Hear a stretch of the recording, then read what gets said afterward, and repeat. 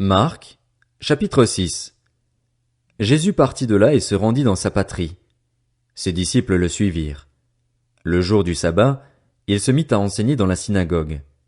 Beaucoup de gens l'entendirent. Ils étaient étonnés et disaient: D'où cela lui vient-il? Quelle est cette sagesse qui lui a été donnée? Et comment de tels miracles se font-ils par son intermédiaire? N'est-il pas le charpentier, le fils de Marie, le frère de Jacques, de Josès, de Jude et de Simon? Et ses sœurs ne sont-elles pas ici parmi nous? Et ils représentaient un obstacle pour eux. Mais Jésus leur dit: Un prophète n'est méprisé que dans sa patrie, parmi ses parents et dans sa famille. Il ne put faire là aucun miracle, si ce n'est qu'il guérit quelques malades en posant les mains sur eux. Et ils s'étonnaient de leur incrédulité. Jésus parcourait les villages des environs en enseignant. Alors il appela les 12 et commença à les envoyer 2 à 2, et il leur donna autorité sur les esprits impurs. Il leur recommanda de ne rien prendre pour le voyage, sauf un bâton, de n'avoir ni pain, ni sac, ni argent dans la ceinture, de chausser des sandales et de ne pas mettre 2 chemises. Puis il leur dit: Si quelque part vous entrez dans une maison, restez-y jusqu'à votre départ. Et si, dans une ville, les gens ne vous accueillent pas et ne vous écoutent pas, retirez-vous de là et secouez la poussière de vos pieds en témoignage contre eux. Je vous le dis en vérité, le jour du jugement, Sodome et Gomorrhe seront traités moins sévèrement que cette ville-là. Ils partirent et prêchèrent en appelant chacun à changer d'attitude. Ils chassaient beaucoup de démons, appliquaient de l'huile à beaucoup de malades et les guérissaient. Le roi Hérode entendit parler de Jésus, car son nom était devenu célèbre. Il disait: Jean-Baptiste est ressuscité, et c'est pour cela qu'il a le pouvoir de faire des miracles. D'autres disaient: C'est Élie. Et d'autres disaient: C'est un prophète, comme l'un de nos prophètes. Mais Hérode, en apprenant cela, disait: Ce Jean que j'ai fait décapiter, c'est lui, il est ressuscité. En effet, Hérode lui-même avait fait arrêter Jean et l'avait fait enchaîner en prison à cause d'Hérodiade, la femme de son frère Philippe, qu'il avait épousée, car Jean lui disait: Il ne t'est pas permis d'avoir pour femme l'épouse de ton frère. Furieuse contre Jean, Hérodiade voulait le faire mourir, mais elle ne le pouvait pas, car Hérode redoutait Jean, sachant que c'était un homme juste et saint, et il le protégeait. Après l'avoir entendu, il était souvent perplexe, et c'était avec plaisir qu'il l'écoutait. Cependant, un jour propice arriva lorsqu'Hérode, pour son anniversaire, donna un festin assez grand, aux chefs militaires et aux personnalités de la Galilée.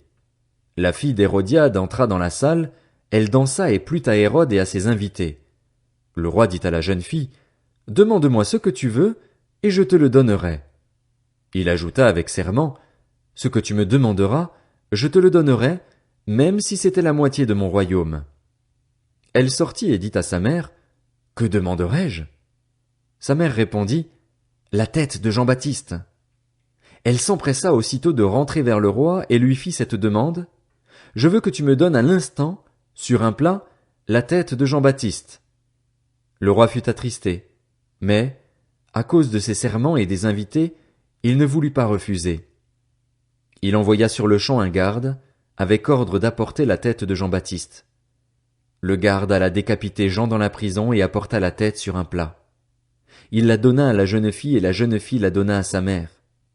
Quand les disciples de Jean apprirent cette nouvelle, ils vinrent prendre son corps et le mirent dans un tombeau. Les apôtres se rassemblèrent autour de Jésus et lui racontèrent tout ce qu'ils avaient fait et tout ce qu'ils avaient enseigné. Jésus leur dit: Venez à l'écart dans un endroit désert et reposez-vous un peu.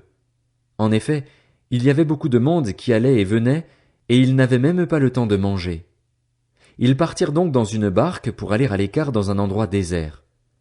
Beaucoup de gens les virent s'en aller et le reconnurent, et de toutes les villes on accourut à pied et on les devança à l'endroit où ils se rendaient. Quand il sortit de la barque, Jésus vit une grande foule et fut rempli de compassion pour eux, parce qu'ils étaient comme des brebis qui n'ont pas de berger, et il se mit à leur enseigner beaucoup de choses. Comme l'heure était déjà bien tardive, ses disciples s'approchèrent de lui et dirent: Cet endroit est désert, et il est déjà tard.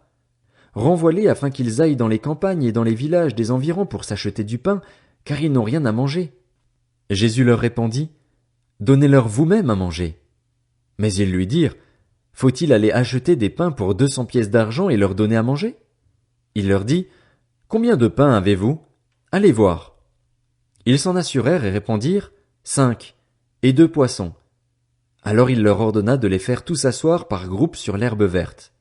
Ils s'assirent par rangées de 100 et de 50. Il prit les 5 pains et les 2 poissons, leva les yeux vers le ciel et prononça la prière de bénédiction. Puis il rompit les pains et les donna aux disciples afin qu'ils les distribuent à la foule. Il partagea aussi les 2 poissons entre tous. Tous mangèrent et furent rassasiés, et l'on emporta 12 paniers pleins de morceaux de pain et de ce qui restait des poissons. Ceux qui avaient mangé les pains étaient au nombre de 5000 hommes. Aussitôt après, il obligea ses disciples à monter dans la barque et à le précéder sur l'autre rive, vers Bethsaïda, pendant que lui-même renverrait la foule. Quand il l'eut renvoyé, il s'en alla sur la montagne pour prier. Le soir venu, la barque était au milieu du lac et Jésus était seul à terre. Il vit qu'ils avaient beaucoup de peine à ramer, car le vent leur était contraire. Vers la fin de la nuit, il alla vers eux en marchant sur le lac, et il voulait les dépasser. Quand ils le virent marcher sur le lac, ils crurent que c'était un fantôme et ils poussèrent des cris, car ils le voyaient tous et ils étaient affolés. Jésus leur parla aussitôt et leur dit, « Rassurez-vous, c'est moi, n'ayez pas peur. » Puis il monta près d'eux dans la barque, et le vent tomba. Ils étaient en eux-mêmes extrêmement stupéfaits et étonnés, car ils n'avaient pas compris le miracle des pains, parce que leur cœur était endurci. Après avoir traversé le lac, ils arrivèrent dans la région de Génézareth et y abordèrent. Dès qu'ils furent sortis de la barque, les gens reconnurent Jésus et parcoururent tous les environs. Ils se mirent à apporter les malades sur des brancards là où ils apprenaient sa présence. Partout où il arrivait, dans les villages, dans les villes ou dans les campagnes, on mettait les malades sur les places publiques et on le suppliait de leur permettre seulement de toucher le bord de son vêtement. Tous ceux qui le touchaient étaient guéris.